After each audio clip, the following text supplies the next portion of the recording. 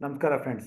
ಇವತ್ತಿನ ದಿನ 10th September ನಾವು ಯಾವುದೆಲ್ಲ ಲೆವೆಲ್ಸ್ನ ಇಟ್ಕೊಂಡು ಟ್ರೇಡ್ ಮಾಡಿದ್ವಿ ಅನ್ನೋದನ್ನ ನಾವು ಟುಡೇಸ್ ಇನ್ವೆಸ್ಟ್ಮೆಂಟ್ ನಮ್ಮ ಟೆಲಿಗ್ರಾಮ್ ಚಾನಲಲ್ಲಿ ಅಪ್ಡೇಟ್ ಮಾಡಿದ್ದೀವಿ.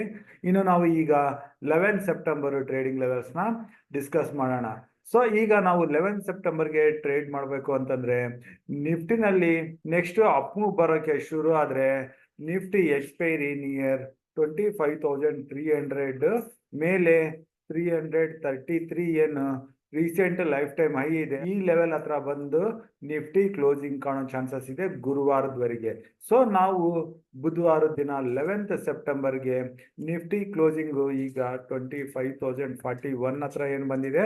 ನಿಫ್ಟಿ ಏನಾದರೂ 25,000 ಕೆಳಗಡೆ ಬಂದು ಟ್ರೇಡ್ ಆಗಕ್ಕೆ ಶುರು ಆದರೆ ನಾವು ಇಲ್ಲಿ ಯಾವುದೇ ಟ್ರೇಡ್ನ ತಗೊಳ್ಳೋದು ಬೇಡ. 25,000 ಇಂದ ಕೆಳಗಡೆ 24,880. ಸೊ ಇದು ನೋ ಟ್ರೇಡಿಂಗ್ ರೇಂಜ್ ಆಗಿರುತ್ತೆ.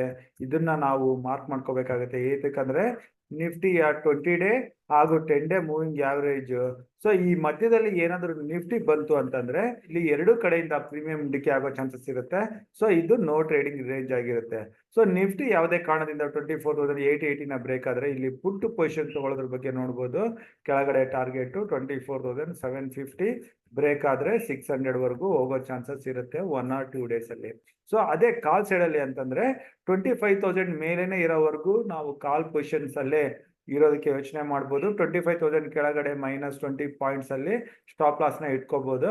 ಸೊ ಈ ಲೆವೆಲ್ ಇಂದ ಬರೋ ರಿಕವರಿ ಬುಧವಾರದ ದಿನ 25,200 ಟೆಸ್ಟ್ ಮಾಡೋ ಚಾನ್ಸಸ್ ತುಂಬಾನೇ ಇದೆ. ಸೊ ಇದನ್ನು ಕ್ರಾಸ್ ಆದ್ರೆ ನಾವು ಬುಧವಾರ ತಪ್ಪಿದ್ರೆ ಗುರುವಾರದ ದಿನ 25,300 ಲೆವೆಲ್ ನ ನೋಡೋ ಚಾನ್ಸಸ್ ಹೆಚ್ಚಾಗಿರುತ್ತೆ. ಸೊ 25,000 ಮೇಲೆ ಕಾಲ್, ಯಾವುದೇ ಕಾರಣದಿಂದ 24,880 ಬ್ರೇಕ್ ಆದ್ರೆ ಪುಟ್ಟು, ಇನ್ನು 24,880 ಇಂದ 25,000 ಮಧ್ಯದಲ್ಲಿ ನಾವು ಯಾವುದೇ ಟ್ರೇಡ್ ತಗೊಳ್ಳೋದು ಬೇಡ. ಸೊ ಇದು ನಿಫ್ಟಿ ಟ್ರೇಡಿಂಗ್ ಲೆವೆಲ್ಸ್ ಅದು. ಈಗ ಬ್ಯಾಂಕ್ ನಿಫ್ಟಿ ಬರೋಣ. 11 September bank Nifty weekly expiry ಇದೆ. ಸೊ ಬ್ಯಾಂಕ್ ನಿಫ್ಟಿಗೆ ವೀಕ್ಲಿ ಎಕ್ಸ್ಪೈರಿನಲ್ಲಿ ಬ್ಯಾಂಕ್ ನಿಫ್ಟಿ ಏನಾದ್ರು ಕೆಳಗಡೆ 50,950 ಇಂದ ಮೇಲೆ 250 ಈ ಮಧ್ಯದಲ್ಲಿ ಬ್ಯಾಂಕ್ ನಿಫ್ಟಿ ಸಿಕ್ಕಾಕೊಂಡ್ರೆ ಇದು ನೋ ಟ್ರೇಡಿಂಗ್ ರೇಂಜ್ ಆಗಿರುತ್ತೆ. ಇಲ್ಲಿ ಸೈಡ್ ವೇಸ್ ಹಾಗೂ ಪ್ರೀಮಿಯಂ ಡಿಕೆ ಆಗೋ ಚಾನ್ಸಸ್ ತುಂಬಾನೇ ಇದಾವೆ. ಬ್ಯಾಂಕ್ ನಿಫ್ಟಿ 250 ಮೇಲೆ ಇರೋವರೆಗೂ ಬ್ಯಾಂಕ್ ನಿಫ್ಟಿನಲ್ಲಿ ಒಳ್ಳೆ ಮೂವ್ಮೆಂಟ್ ಬರೋ ಚಾನ್ಸಸ್ ಇರುತ್ತೆ. ಆದ್ರೆ ನಾವು ಬ್ಯಾಂಕ್ ನಿಫ್ಟಿನಲ್ಲಿ ಪೊಸಿಷನ್ ತಗೋಬೇಕು ಅಂದ್ರೆ ICICI ಬ್ಯಾಂಕ್ ಮೂವ್ಮೆಂಟ್ ನ ಕೂಡ ನೋಡ್ಬೇಕಾಗುತ್ತೆ. ಅದ್ರ ಜೊತೆಗೆ ಏನಾದ್ರು SBI HDFC ಬ್ಯಾಂಕ್ ಸಪೋರ್ಟ್ ಸಿಕ್ಕರೆ ಆಗ ಮೂವ್ಮೆಂಟಮ್ ಶಾರ್ಪ್ ಆಗಿರುತ್ತೆ. ಇಲ್ದಿದ್ರೆ ICICI ಬ್ಯಾಂಕ್ ಮಾತ್ರನೇ ಸಪೋರ್ಟ್ ಕೊಡ್ತಾ ಇದ್ರೆ ವೊಲಟಿಲಿಟಿನಲ್ಲಿ ಬ್ಯಾಂಕ್ ನಿಫ್ಟಿ ಮೇಲೆ ಬರೋ ಚಾನ್ಸಸ್ ಇರುತ್ತೆ. ಸೊ ಮೇಲೆ ಬಂದ್ರೆ ಬ್ಯಾಂಕ್ ನಿಫ್ಟಿಗೆ ನನ್ನ ಮೊದಲನೇ ಟಾರ್ಗೆಟ್ 51,500 ಇಂದ 600 ಲೆವೆಲ್. ಸೊ 600 ಕ್ರಾಸ್ ಆಗಿ ಮೇಲೆ ಬಂದ್ರೆ 51,900. ಸೊ ಈ ಲೆವೆಲ್ಗಳನ್ನ ಇಟ್ಕೊಂಡು ನಾವು ಬ್ಯಾಂಕ್ ನಿಫ್ಟಿನಲ್ಲಿ ಲಾಂಗ್ ಪೊಸಿಷನ್ಸ್ ನ ತಗೋಬಹುದು. ಇನ್ನು ಈ ಲೆವೆಲ್ ನ ಕ್ರಾಸ್ ಆಗಿ ಮೇಲೆ ಹೋಗೋ ಲಕ್ಷಣಗಳಿದ್ರೆ ಅದನ್ನ ನಾವು ನಮ್ಮ ಟುಡೇಸ್ ಇನ್ವೆಸ್ಟ್ಮೆಂಟ್ ಟೆಲಿಗ್ರಾಮ್ ಗ್ರೂಪ್ ಅಲ್ಲಿ ಅಪ್ಡೇಟ್ ಮಾಡ್ತೀವಿ.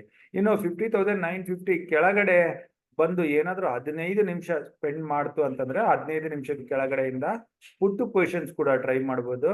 ಟಾರ್ಗೆಟ್ 50,500. ಇನ್ನು ಕರೆಕ್ಷನ್ ಹೆಚ್ಚಾದ್ರೆ ಮ್ಯಾಕ್ಸಿಮಮ್ ಅಂದ್ರೆ 50,300 ಲೆವೆಲ್ ನ ನಾವು ನೋಡಬಹುದಾಗಿದೆ ಬ್ಯಾಂಕ್ ನಿಫ್ಟಿನಲ್ಲಿ ಡೌನ್ ಸೈಡ್. ಸೊ ಈ ಲೆವೆಲ್ಗಳನ್ನ ಇಟ್ಕೊಂಡು ನಾವು ನಿಫ್ಟಿ ಹಾಗೂ ಬ್ಯಾಂಕ್ ನಿಫ್ಟಿನಲ್ಲಿ 11th ಸೆಪ್ಟೆಂಬರ್ ಬುಧವಾರ ದಿನ ಬ್ಯಾಂಕ್ ನಿಫ್ಟಿ ಎಕ್ಸ್ಪೈರಿ ದಿನ ಟ್ರೇಡ್ ಮಾಡೋಣ. ಇಷ್ಟು ಹೇಳ್ತಾ ಇವತ್ತಿನ ವಿಡಿಯೋ ಇಲ್ಲಿಗೆ ಮುಗಿಸ್ತಾ ಇದ್ದೀನಿ. ನನ್ನ ಮುಂದಿನ ವಿಡಿಯೋ ಬರೋವರೆಗೂ ನಿಮ್ಗೆ ನನ್ನ ಕಡೆಯಿಂದ ಧನ್ಯವಾದಗಳು. Thank you.